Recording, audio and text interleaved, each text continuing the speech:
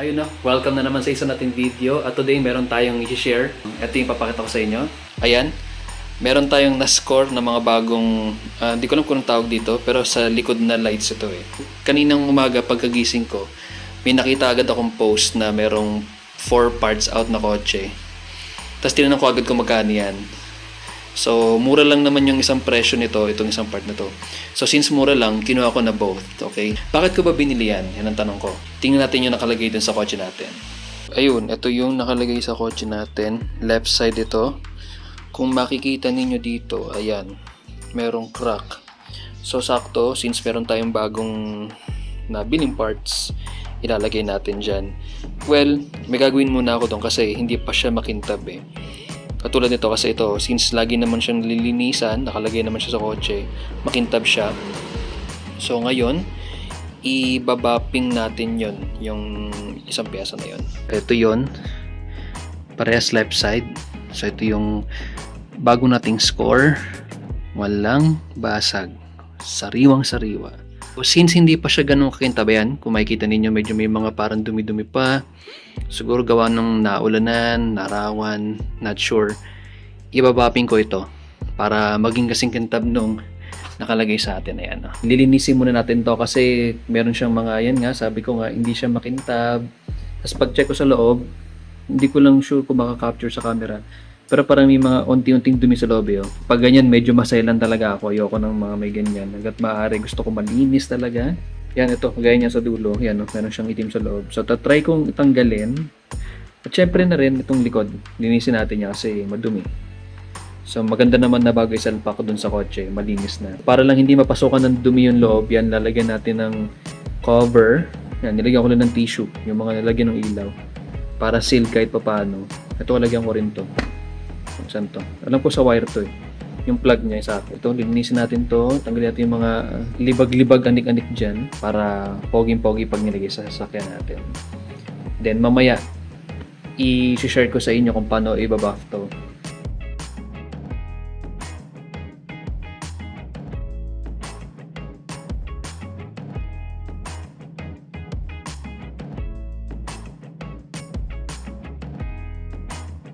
Ayan, kung makikita ninyo, nalinisan natin yung mga libag-libag o yung mga dumi-dumi sa likod niyan. So, goods na tayo dyan sa part na yan. Then, sa loob naman tayo yung mga parang dusts dyan. Siguro, tingnan ko lang kung ano yung magandang gawin ko. Like, siguro itaktak ko siya ganun.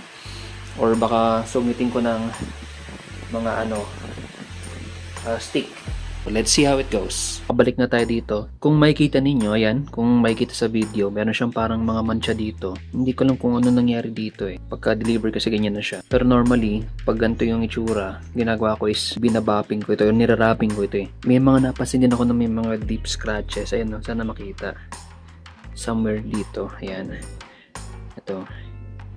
Baka ang gawin ko dito is lihain ko ito ng 1000 grit na liha. Then, rubbing compound, mga scratch remover, tsaka yung wax na. Papakita ko sa inyo yung mga materials na gagamitin natin para na rin ma-restore natin to. Ano-ano ba mga materials na gagamitin natin? Well, depende kasi since meron nga siya mga deep scratches, pwede ko siyang lihahin muna ng 600 grit na liha. Then, sunod is 1000. Titignan ko pa rin kung ano yung mas magandang gawin, kung direkta ng 1,000 or kung medyo malalim baka mag 600 grit ako na liha. After natin lihahin, so ito una, ginagamit ko yung 3M na rubbing compound. Tapos sunod din is ginagamit ko rin yung turtle wax na rubbing compound.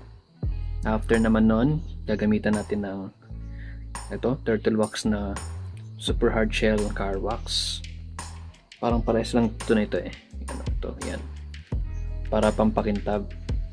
At syempre, yung ginagamit natin na pantanggal ng mga scratches para dun sa mga rubbing compound natin is itong Barena, yan.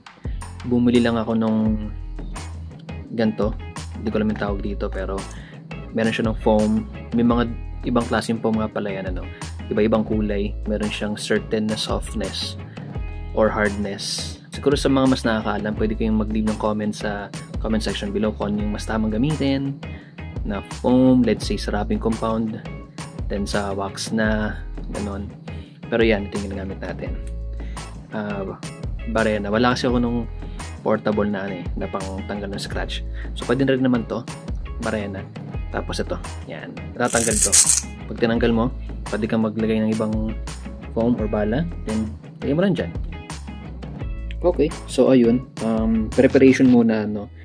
Bali, yung preparation ko nga pala dito is, una, nilagyan ko ng mga cover, yung mga butas dyan, nalalagyan ng bulb para hindi malagyan ng dust or water or kung ano mang elements yung nasa loob, kasi malinis na yan. Kanina nilinis ko na, and magsisimula na tayong magliha. So meron nga palang 2 ways para magliha nito. Yung turo sa akin ng mga tropa natin before na mga nagpipintura ng sasakyan namin is merong tubig. Ito. Well, yung iba prefer naman na diretso ng liha. Ang kagandahan lang ng may tubig siguro is, ewan ko lang, sa opinion ko lang is, hindi siya malikabok. Yun nga lang, madumi siya kasi in a sense na matubig. Pwede rin naman nung wala ng tubig, diretso na. Then punasan na lang if ever. Ang una kong gagawin is magliliha tayo ng meron akong kinuha dito mga liha na merong ito 600 grit. Yan. Meron akong 1000 grit. Yan na liha. And 2000 grit na liha. Yan, 2000. So syempre pag mas tumataas yung grit niya, mas nagiging less yung parang niya, hindi ko namin term yung gaspang niya rito. Pero yun, mas maganda kasi pag mas mataas yung grit, mas smooth na yung finish. So for example, yung 600 grit na to, medyo magaspang siya, very good talaga siya, or napaka useful niya when it comes to removing ng mga deep scratches. Then after kung lihain ng 600, next is 1000 para mag-even out yung mga nalihan natin na surface, mas maging smooth siya. Then after that is 2000 naman, para mas smooth na siya, very perfect na yon pag ibabapping na natin. So yun na, start na natin tong kalokohan na to. Ito, kaya simulan natin dito. Ito yung parang yung mga scratches siya yun. Simulan natin biyahin ng 600. Biyahin natin yung may mga scratches. Huwag kayong kabahan pag malabo na siya. Lilinaw yan mamaya. Kailangan lang natin i-even out yung mga surface na may mga damage.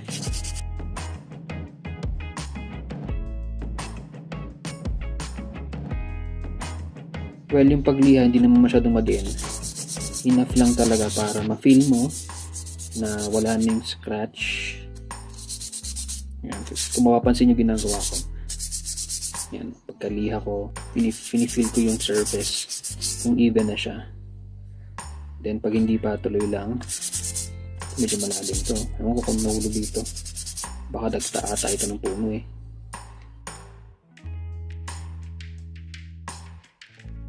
Ang iba naman na ginagawa, pagkalihan nila ng pino nito, pinipinturahan naman ng top coat. Pwede rin yun, pero kasi ako, mas gusto ko yung ganito lang eh. Although pwede ko rin naman gawin yun. Mukhang okay naman na. Gagawin ko is pupunasan ko na siya ng tubig na basa. Ito na siya ngayon. After natin lihain ng 600 grit, nag-even out na yung mga surface niya na wala na yung parang mga mancha. Pero medyo ramdam mo yung groove o yung pinaka-gas nung liha eh. So dito na ngayon papasok yung 1000 grit. Para mas even out or mas smooth na yung kanyang dating. So kung mapapansin niyo, pantay ko na siyang nililiha ngayon. Yan, ganyan. Again, saktong din lang. So far, ito na yung kanyang itsura. Mas less na yung gaspang na nafe-feel ko since na even out na siya ng 1000 grit nating liha. Then pang finish natin 2000 grit. Yan.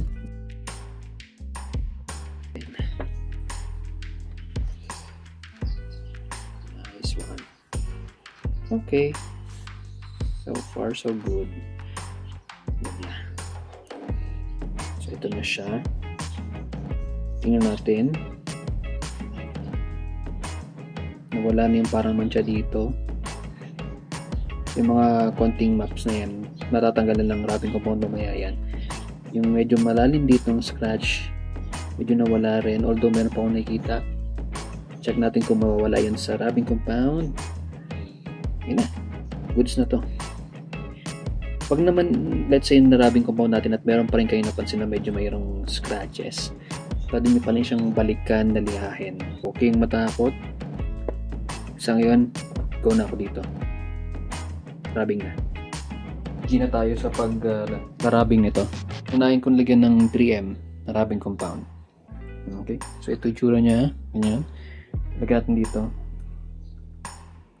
Tamang amount lang muna. Yan, ganyan. Ito na gagamitin natin. Let's go.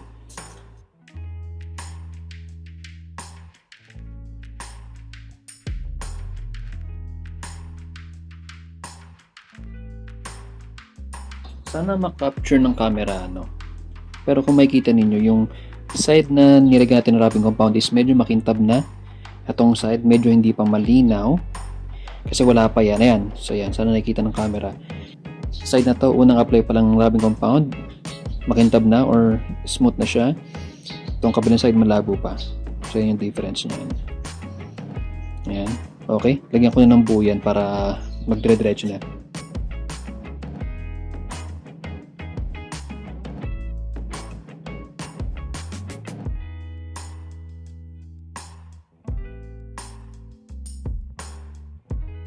Okay. So, ayun. Not bad. Initial apply ng wrapping compound. Ayan, nakita niyo yung finish. Smooth na. Pero hindi pa dyan nagtatapos. Mga siguro 2 rounds pa ng wrapping compound. Medyo mayroon ako napansin. Ito. Kung makikita ninyo, mayroon pang scratch dyan. So, babalikan ko ng liha yan. Siguro 600 ulit na grit. Then 1,000. Then 2,000 para mas smooth.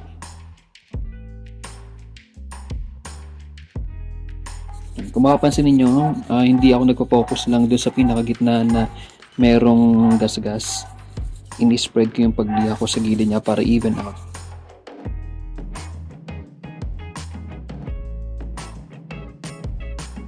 At ayun, mas nag-improve na siya. Kung makapansin ninyo, nawala na yung malalim na scratch. After nung 3M, lagyan ko naman ng turtle wax na wrapping compound.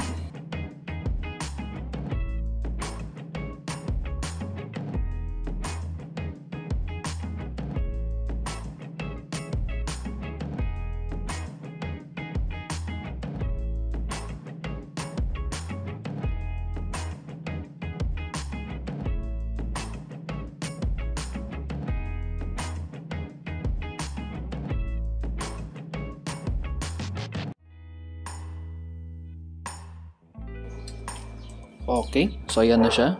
Sana makita sa camera. Yan, smoothing na siya.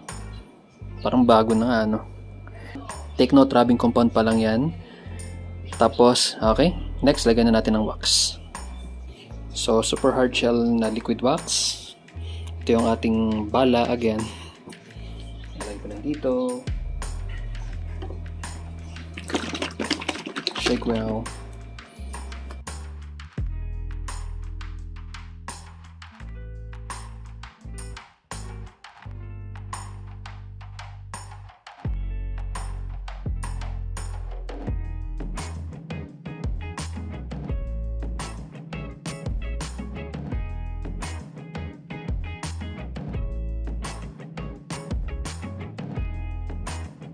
Ayun na, all goods na. Meron na yung wax. At tingnan nyo naman yung difference. So, nakalimutan ko lang mag-shot ng before and after. Pero siguro, tatry ko na lang mag-insert ng mga snippets ng before and after. Yan.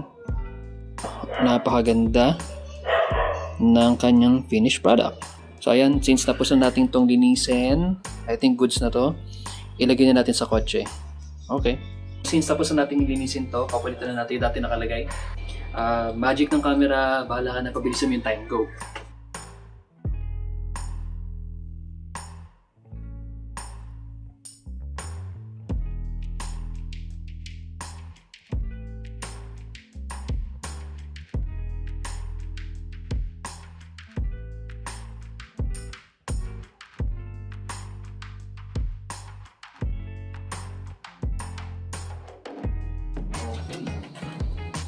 So yun, nakakabit na. I-check natin yung mga ilaw kung gumagana.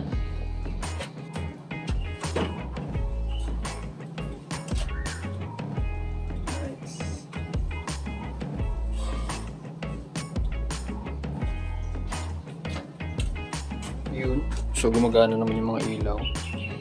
Goods na yan. Gumagana naman yung ilaw niya at mukha siyang bago kasi bagong linis. Ibalik na natin yung mga ibang parts. Let's go.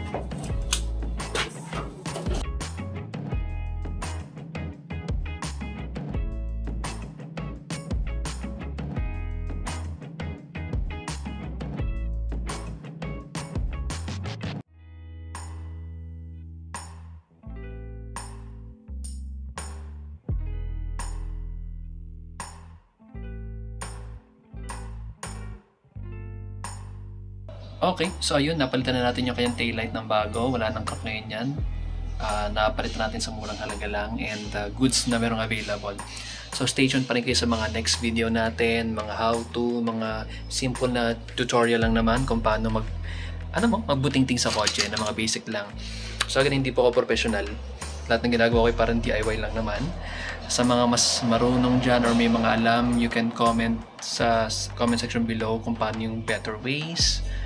Again, ako sinashare ko lang kung ano yung alam kong gawin. And again, DIY lang naman. So, para lang sa kotse ko yan. So, good. Sana nakatulong. And yun lang. As always, stay chill.